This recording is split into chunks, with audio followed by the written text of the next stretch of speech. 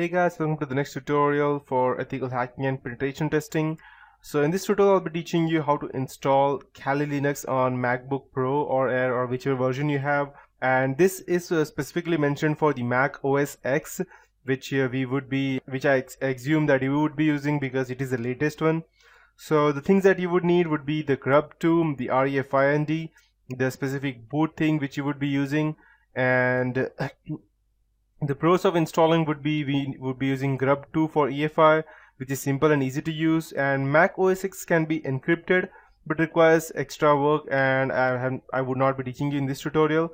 And Kali Linux would be encrypted as well, and it will coexist with the Mac OS X. And Kali Linux bootable USB cannot be booted with the refind version.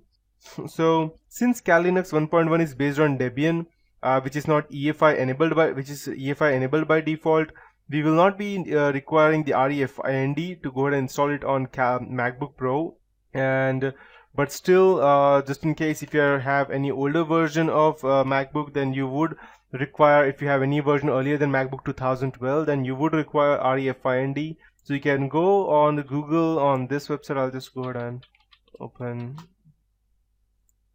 here and let's search refind, and we need to install this since Mac does not have the UEFI version, so we need to install this. You can go ahead and okay, so you need to go ahead and download this for the Mac version. Yeah, obviously it is for Mac.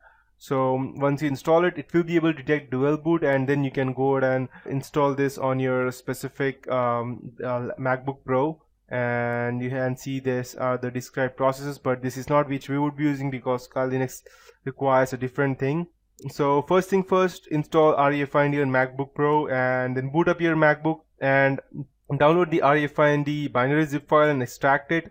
Once you've extracted it, open your terminal and type to cd downloads, and then go ahead and start. Let's assume that I have this MacBook Pro.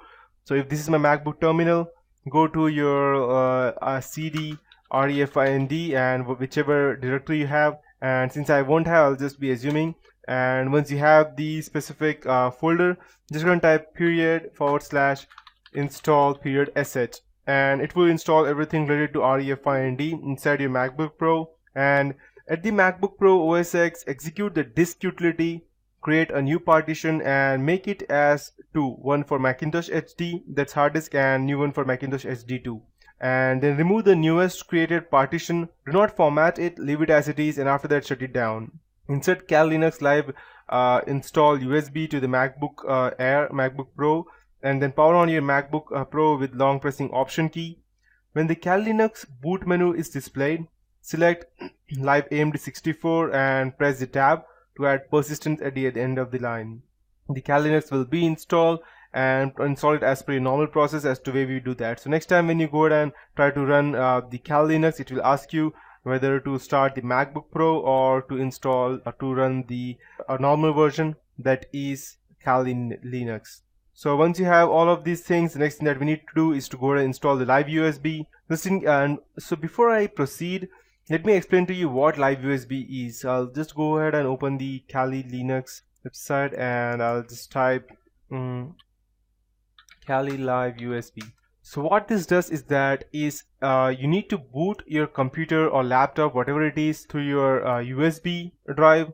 You need to go ahead and make your USB drive bootable for your Kali Linux, and once you have that, you can straight away go ahead and connect it to your computer and run your Kali Linux even without installing it on your computer. So once you could do that, no matter what you do, you will not be there would be no trace of you getting caught, even if everything goes wrong or for any other thing. And just one more thing, if you go ahead and install the live USB, you won't be able to update that unless you go ahead and install the Kali Linux persistent. So, and you need to have the unit boot in order for it to go ahead and convert your Kali Linux inside a USB to make it bootable. Or you can use the Win32 disk imager, which let me show you. Win32 disk imager. If you have a Windows operating system, then you can go ahead and run this Win32 disk imager, through which you can go ahead and boot your ISO into your USB drive. And you have this on your sourceforge.net. Just download this, install it, and it will run. And as you can see that once it is bootable, you can straight away go ahead and run each and everything. And if you need to make it persistent, there is still a way. Persistent means that you would be able to upgrade, and any changes that you make will be saved in your USB drive. I cannot show you that because I don't have a USB drive as of now, but you can do that. And I would suggest you having a minimum of let's say 16 GB of USB, because a Kali Linux will take approximately a total of 7 or 6 GB of your total space, and remaining should be there in case you need to install anything separately or anything extra. And once you connect it, you will be able to run each and everything related to Kali Linux through that USB. So that is what Kali USB is.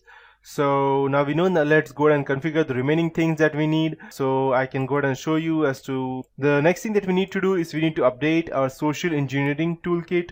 It would be, to start that, just type SETOOLKIT.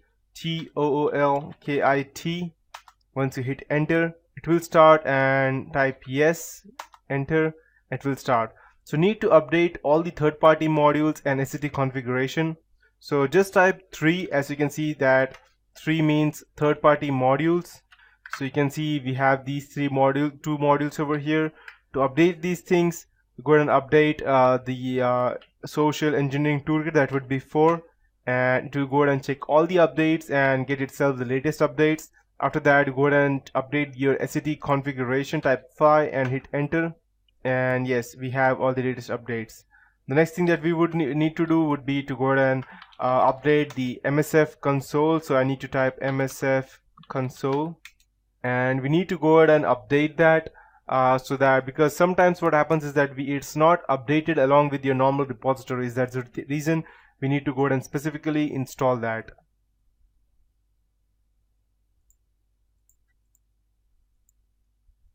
So it's starting.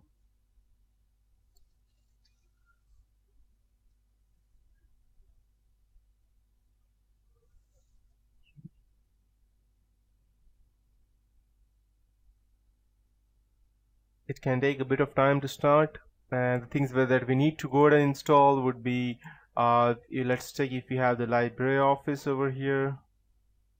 Okay, we don't have the LibreOffice. Let me check.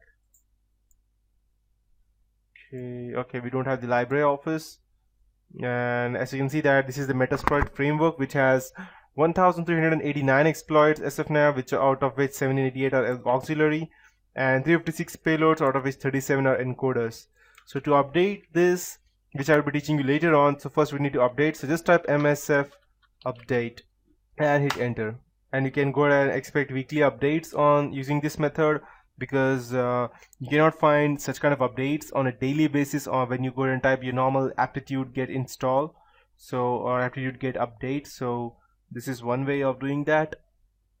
And along with this, we need to install the Java and the Adobe Flash as well.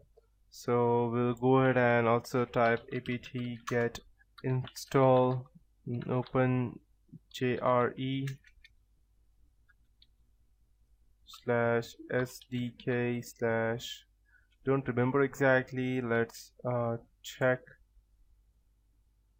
Okay, install Java Kali Linux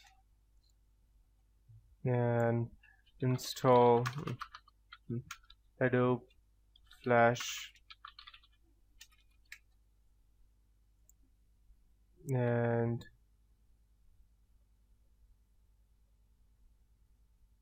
as you can see over here, we have different versions. You can go ahead and also download it manually, but I would suggest updating it through. Okay, we have start apt get install Flash, and yeah, Flash plugin non-free. Perfect, we have it. So I'll just, by the time I'll just install this, let's say if we have received any updates over here. Okay, we have updates, as you can see over here. So 235 MB of file, and I won't be going ahead and installing that right now because it would take a very long time. I'll update it in the background, I'll let you know. And as you can see that We have this version over here. Okay, so apt-get install.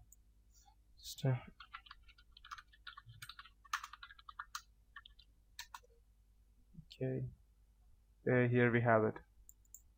I'll just copy that and paste it over here. apt-get install open jdk-7-jre, and yes, I need to install that. Yes. Okay, I did not press yes. That's the reason it was not able to authenticate it. And after that, we can also go ahead and type apt-get install flash plugin hyphen non free, and it will get installed again. So these are the few basic things that you need to remember to go ahead and configure these things. And once you have all of these things ready, updating these things, upgrading and installing these specific things, after that we can go ahead and start attacking your Windows 7.